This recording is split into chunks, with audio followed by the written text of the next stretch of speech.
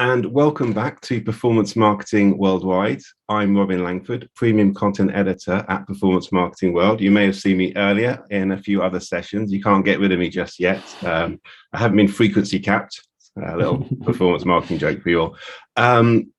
Today, this session is a fireside chat. I'm joined here by Arthur Naser, who is Global Director, Marketing I'll say his name again. It's Arthur Naser. He's Global Director at Marketing Transformation Consultant at CVE. He's here to talk about how to successfully bring performance marketing capabilities in-house. And like I say, this is going to be a fireside chat conversation. I know this is virtual. It's not actually a fireside. Just imagine a nice, cozy one rumbling along beside us there. A little bit of background about Arthur before I introduce him. He specializes in programmatic media and has been in digital marketing for over 10 years, having gained CIM certification. He's passionate about helping brands navigate media transformation, bringing with him a holistic view of the media landscape through experience in TV, radio, and press. He's worked for brands including Unilever, General Mills, RBS, and government CCS, along with many others. And he's developed a deep understanding of the marketing challenges inside and outside of marketing functions. And he's also a former media auditor. So he's just kind of covered a whole scope of all aspects of marketing. And so he's a great person to chat about this. The subject we're going to talk about is in-housing. Increasingly, marketers are looking to bring their digital marketing and performance marketing capabilities in-house. But there are plenty of challenges around that, including data literacy, talent shortages, and capability gaps that impede such initiatives. From my side, I've seen an increasing number of headlines about in-housing. And what's interesting, though, is although that's happening, agencies are bigger than ever, getting more contracts than ever. So brands are going in-house, but agencies are growing as well. So what is happening? And hopefully Arthur can help me understand some of that. Thank you, Arthur, for coming here. Nice to meet you. Great to be here. Thanks, Robin. Awesome. Thank you. So I thought we'd get straight in with a question about in-housing and generally when it's right and when it's wrong. So what are the key factors you need to decide when taking performance marketing activity in-house? Absolutely. And as you say, I think, the headlines are abound around in-housing. It really is a hot topic, and it's a big topic as well. And it's actually a very important topic. The agency groups are doing exceptionally well. I think if you look at their sort of full year 2021 figures, they've all grown. They've all posted really, really good numbers. And there's obviously a reason for that. We at CVE, and I think, when we talk about in-housing, it becomes a huge topic, and that sort of assumes a one-size-fits-all, or that sort of assumes this is in-housing and that's how it works. Whereas the reality is very, very different, of course. And actually, at CVE, Control V Exposed, we don't call it in-housing. We refer to it as right housing. And the thinking behind that is that moving parts of your marketing operation in-house it will depend largely on things like the size of your business, the appetite for change internally, the resource that you have internally. What are your marketing spends? Does it make sense for you? There are a number of different things that need to be considered. Least of all, as you say, the talent side of things as well. So we really look at it as a right housing, question of right housing. It's not right for everyone. We work with our clients and our sort of partners to ensure that first and foremost, they have a clear view of why they're doing this. Ultimately, why are brands wanting to think about moving parts or all of their marketing in-house? Very often is just around doing marketing better.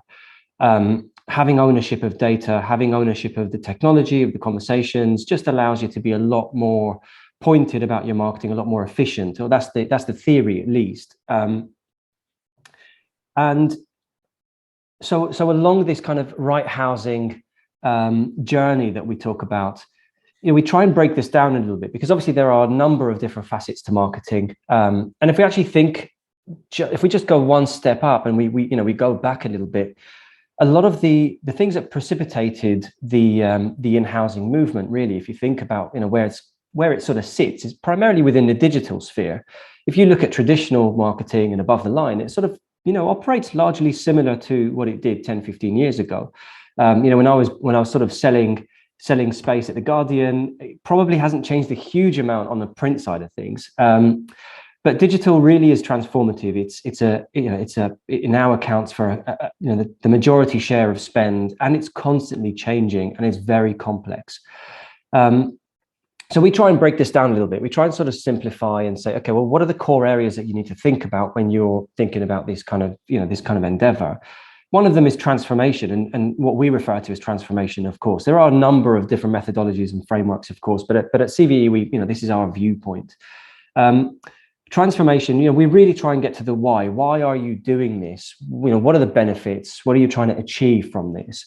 And look across the organization for internal support. That's such a critical piece, and it's a very cultural piece. And it's actually, before you've even started on the tech or the talent and all of that sort of stuff, are the people internally motivated to do this? Do they understand the value, and are they on side? Are all of the key stakeholders on side?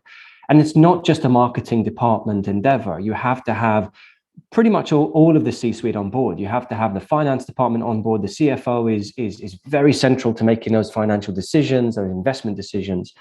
The CTO is going to be very crucial in opening up their world and their departments and their work, because obviously marketing and technology now are pretty much hand in hand. So we work on those aspects with our clients. And then we obviously think about things like tech. Do you have the right tech infrastructure internally? Are you able to bring that tech internally? We work with clients who have had challenges around their contracts with, very simply, their Google contracts, for instance, the Google tech stack that belongs to their agency. They're not able to just simply bring it internally. There are challenges around that. Things that are unforeseen sometimes. You embark on this project and you think, well, hang on, actually, my contract says I'm not allowed to exit this for another 3 years. So there's a lot to consider on that front. And obviously, data is a core area. One of the key things around in-housing is the shift from third-party to first-party data. So how do you leverage first-party data and make use of that as an organization? How do you make it an advantage or a disproportionate advantage in your market? We think about TAB, what we call TAB.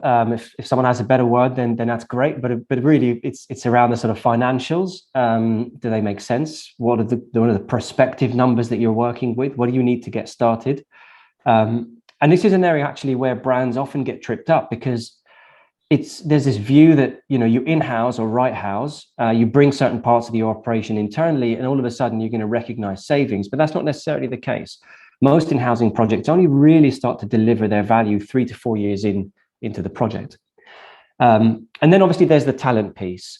What does the team look like internally? What does the team need to look like internally for you to be able to match your ambitions? Where are those people going to be sourced from? How do you keep them motivated? How do you keep them within the company, within the organization? And then we just look at essentially the maturity across all of those areas. Where are you now? Where would you like to be? And you map your sort of, you chart your progress. So that's a sort of very quick sort of high level summary of how we see essentially in-housing and the viewpoint around it being essentially right housing. You can bring certain parts of tech. You don't have to bring it all in. You can bring certain parts of the marketing operation. You don't have to bring it all in. And in fact, we see a lot of these very, very different hybrid models of operation between internal and internal with your external partners. And actually, this is where the external agencies have become really important, because they've been very, very receptive to this change. And they've actually adapted very, very well to supporting their clients in some of these areas. So no, thank you for that. That was a very comprehensive run through of the nuance that I think is now emerged between the relationship between brands and agencies and tech companies. I think it's a thing you brought up there, fed on nicely from our previous panel debate, where you talked about it can take 3 to 4 years for these things to come to fruition, to really start making money. And I think that's one of the misleading things about performance marketing. It's not things must perform now, things must make money next week, next month. and it can't be that being brave enough to sort of see it through as a long-term project, and a lot of these things will be as you described. What I find interesting in the way you describe your relationship with brands, and previously the traditional relationship between brands and agencies was around like, this is what we want, you make us look good, you make us money, you sell this thing, we don't want to think about it too much, you're the experts.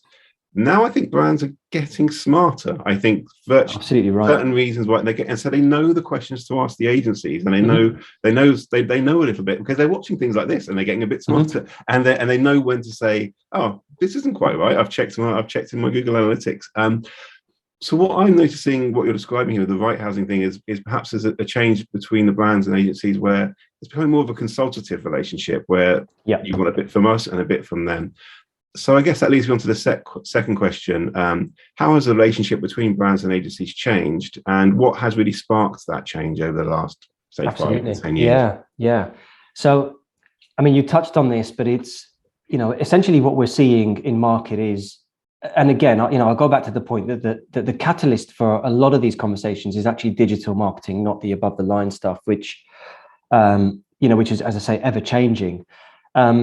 What's changed? What I see has changed a lot in the industry over the last 5 to 6 years is actually this, what you sort of touched on, but we refer to it as essentially like the digital maturity of the market, right? Brands are becoming a lot more digitally literate. They're understanding the marketplace a hell of a lot better. They're bringing on board experts, people who know what they're talking about, people who have done digital marketing. In fact, there's a very interesting sort of, crisscross of talent between agencies and brands now that wasn't necessarily as kind of prevalent in the past. But also these conversations around in housing, they put pressure on the agencies. They start asking questions of the brands. They're having to sort of explain to the C-suite or the board, is this something that we're doing? Why not? We've read about this. Can you tell us, what the plan is?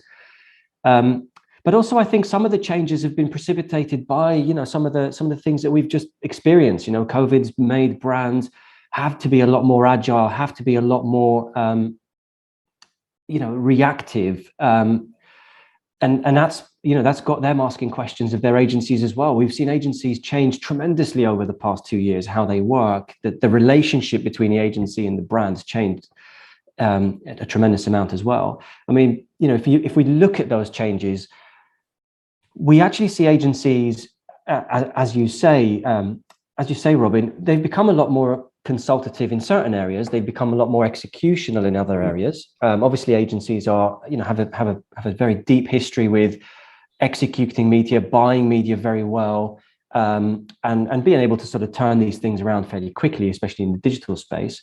But they're certainly having to work a lot closer with their brands. And obviously things like the report that was created some time ago, ISPA and PwC, that shed a real sort of spotlight on things like transparency, in particular around the programmatic area, and brands start asking questions, and that's actually what precipitates this, which I think is great. It's great for our market. It's great for brands because it means that they're asking the right questions, as you say. They're learning what those questions are. And before long, they're going to be able to lead a lot more of those agency relationships. Whereas before, as you say, they were in the back seat. They're coming into the front seat a lot more. So agencies are having to be a lot more consultative, but then, there's a slight conflict. A lot of the big agencies still have those sort of historic media models, those commercial models that dictate where they make profit from, how they treat specific conversations. There is a gap between what the big consultancies do, charging obviously huge amounts, but really adding tremendous strategic value, and then that sort of executional, hands-on keyboard stuff that the agencies do. And actually, that's an interesting place that we play in. Is we've found that to be a gap in the market, which is where tying up being strategic with executional in one place almost, and that's where I think. You'll see the consultancy space has grown a lot over the past 2-3 years, and there's a reason for that. I do believe that there's a lot more of a need for consultants now. to help guide some of those kind of strategic conversations, to help guide some of the internal thinking, almost like independent thinking partners for brands.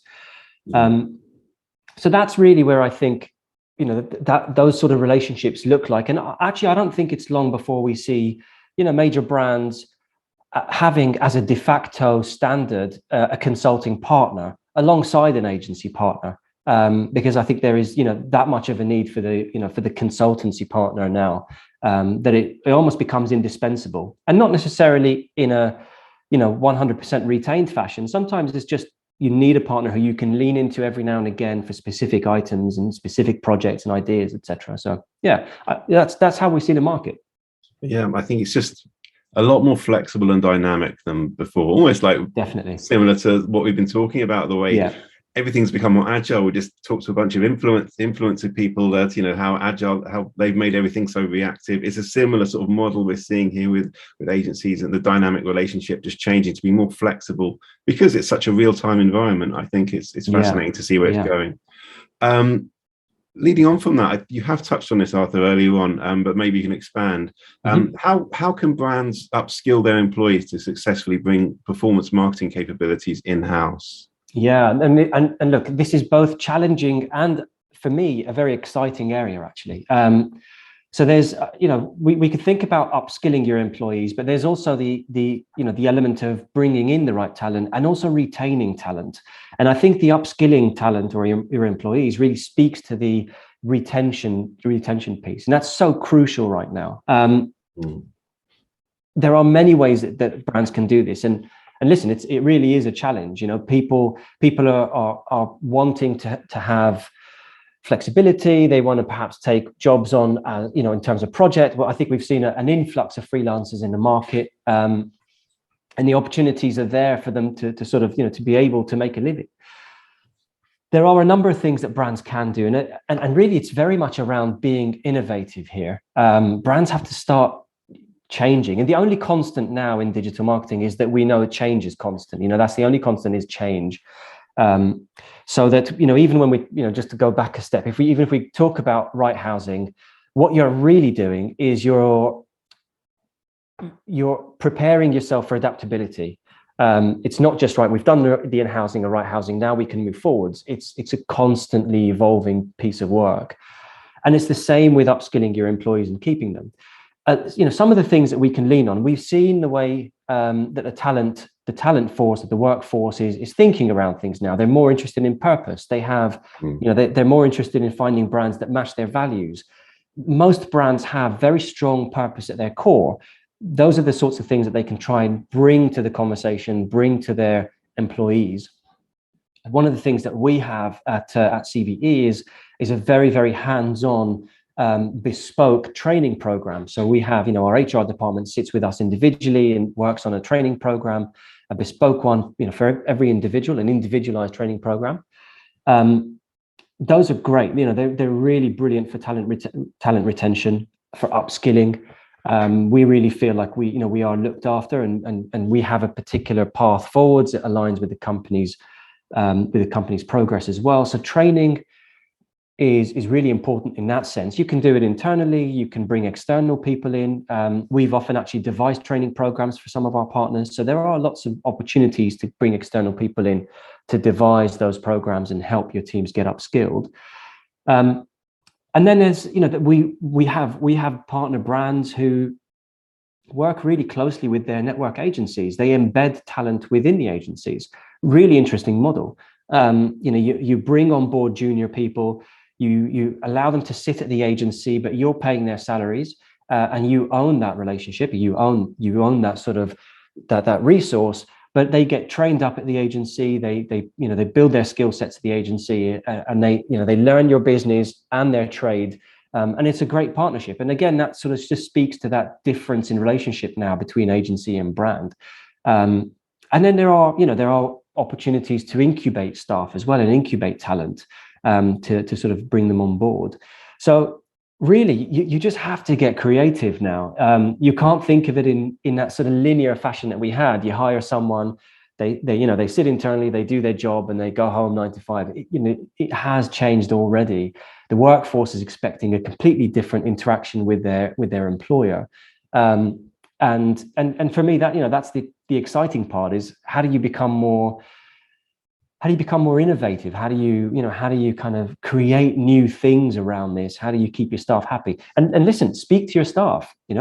Absolutely. What would it take to keep you on board? What is it that you enjoy? Yeah. How do we develop your skills? I think the power dynamic has changed somewhat. It's the Great Resignation has meant the staff have a little bit more power. And I think, like you say, those innovative training techniques, having a sort of internal, almost university mini MBA type thing, is a really good way of keeping people on board. It becomes like a real value add, and you got to retain your staff as much as you got to retain your customers, and it's the same sort of principles. Absolutely. And the idea of what you just said about the training someone up with an agency to then move over to you is a perfect way of bridging the two gaps. I think that's really interesting. I haven't heard of that before.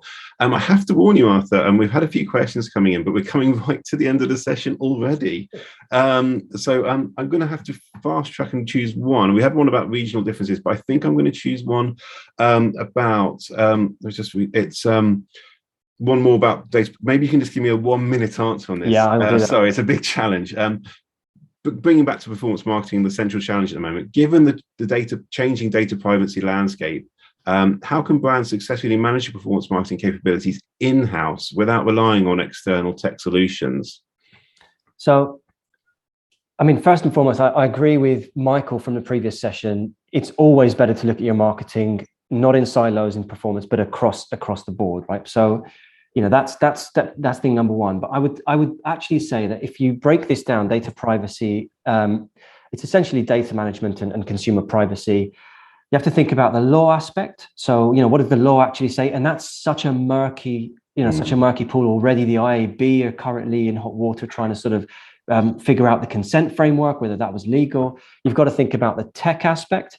Which tech partners are you gonna bring on board? Then the sensitivity of your marketplace, if you're handling very sensitive private data, if you're in the medical space, etc. So really, I think that the best thing to do here is to actually think around what is your internal capability, what is your internal appetite. Always remember and recognize this is an ongoing piece of work. This isn't a once-off. We've done the project and now we are good to go. So do you have capacity to have an ongoing privacy conversation?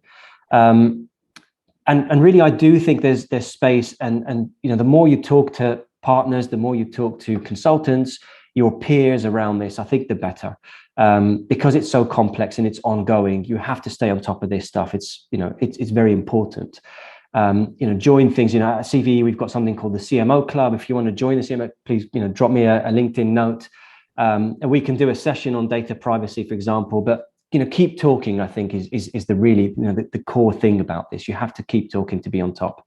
Thank you, Arthur. That was really useful. And yeah, I agree. It's all about breaking down those silos, talk more, trying to skill up and all those things. But brilliant. I'm really sorry we ran out of time because there's so much more we could have asked you. But for people that do want to ask Arthur more questions, please, you can go on his page, dedicated page on this platform, or his LinkedIn, like you said, and ask him there as well. So that's all the time we have, Arthur. But thank you so much for being a guest today. I hope you enjoyed our fireside chat. Thank you, Robin. Thank you. And we have another session coming up in 10 minutes time, but I hope to see you all soon. Goodbye.